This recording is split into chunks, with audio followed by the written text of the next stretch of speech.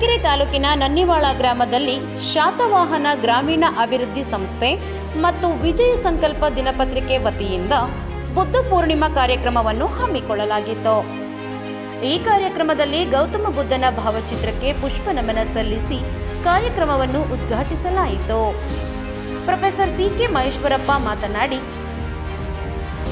ಬುದ್ಧನ ಬಗ್ಗೆ ಮಾತಾಡುವ ಬದಲು ಅವನ ನೀತಿಗಳನ್ನು ಅಳವಡಿಸಿಕೊಂಡು ಬಾಳುವುದು ಎಲ್ಲರ ಧರ್ಮವಾಗಿದೆ. ಹಿಂದೂ ಧರ್ಮದಿಂದ ಮಾದಿಗ ಸಮುದಾಯ ಹೊರಬಂದು ತಮ್ಮ ಅಸ್ತಿತ್ವವನ್ನು ಉಳಿಸಿಕೊಳ್ಳುವ ಪರಿಸ್ಥಿತಿ ಇದೆ ಎಂದರು. ಈ ವೇಳೆ ಮಾತನಾಡಿದ ಚಿಂತಕ ಬರಹಗಾರ ಮೈತ್ರಿ ದ್ಯಾಮಣ್ಣ, ಗೌತಮ ಬುದ್ಧನ ತತ್ವಗಳು ಸರ್ವಕಾಲಕ್ಕೂ ಪ್ರಸ್ತುತವಾಗಿರುತ್ತವೆ.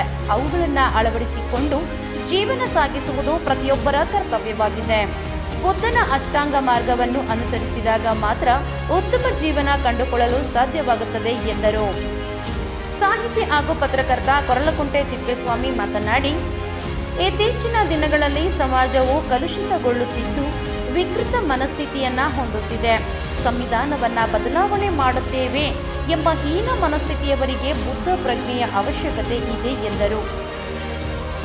ಇದೇ ವೇಳೆ ಎಸ್ಎಸ್ಎಲ್ಸಿ ಮತ್ತು ಪಿಯುಸಿಯಲ್ಲಿ ಅತಿ ಹೆಚ್ಚು ಅಂಕ ಗಳಿಸಿದ ವಿದ್ಯಾರ್ಥಿಗಳಾದ ಎನ್ ಪಲ್ಲವಿ, ಅಮಿತ್, ಸ್ಫೂರ್ತಿ, ಸುಜಿತ್ ಅವರಿಗೆ ನೆನಪಿನ ಕಾಣಿಕೆ ನೀಡಿ ಗೌರವಿಸಲಾಯಿತು.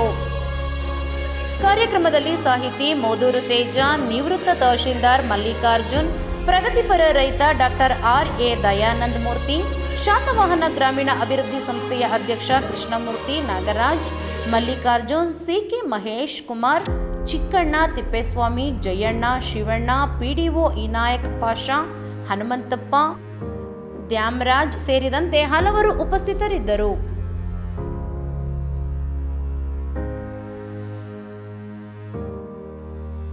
ಮತ್ತಷ್ಟು ಸುದ್ದಿಗಳಿಗಾಗಿ ಸಿಟಿ ಚಾನೆಲ್ ಚಳ್ಳಕೆರೆ ಸಬ್ಸ್ಕ್ರೈಬ್ ಮಾಡಿ. ನಮ್ಮ ಚಳ್ಳಕೆರೆ ಟಿವಿಯನ್ನು ಪ್ರತಿದಿನ ಸಂಜೆ 8 ಗಂಟೆಗೆ ವೀಕ್ಷಿಸಿ.